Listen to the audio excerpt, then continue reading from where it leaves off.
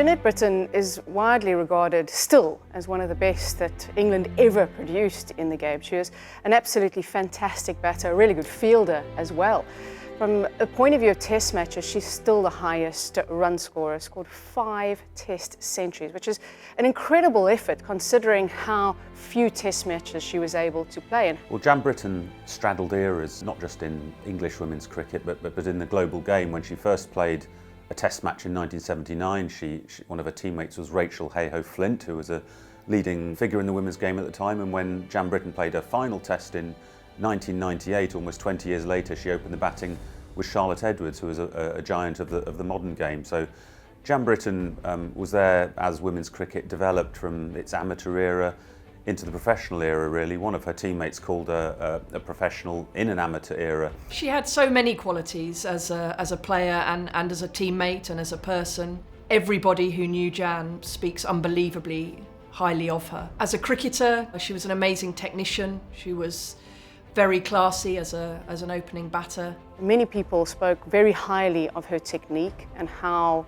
good she was to watch. So many people said that just watching her was fabulous. Even her opponents actually said they loved watching her bat, despite the fact that she scored so many runs against them. Well, Jan Britten always says that the highlight of her career was the 1993 World Cup, which took place in England. England reached the final against New Zealand at Lord's. She walked out through the long room. She said there were tears in her eyes. It was an emotional moment because women, of course, hadn't been allowed to play many games at Lord's. This was only the third one-day international that England's women had played at Lord's. She went out and she top scored. She took the winning catch and England won the World Cup. The series that really sticks in my mind was my first Ashes series in 1998 and ended up being Jan's last series before she announced her retirement. And that Ashes series came on the back of a 5-0 hammering by Australia in the ODI series. Jan made 100 at Guildford in the first test match, which we drew. We then went up to Harrogate for the second test, where she did make 150 in the first innings. And then in the third test at Worcester, she also made 70 odd.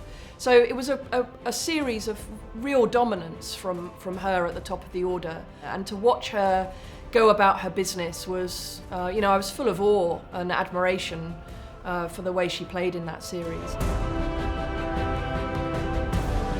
Janette Britten will be remembered for somebody who I think put the game first. She was so passionate about cricket and her performances and putting her team first as well. It meant so much to her playing cricket for so many years. She was a standard bearer for women's cricket. She helped take it into the modern era, and she'll always be regarded as a hero within the English game.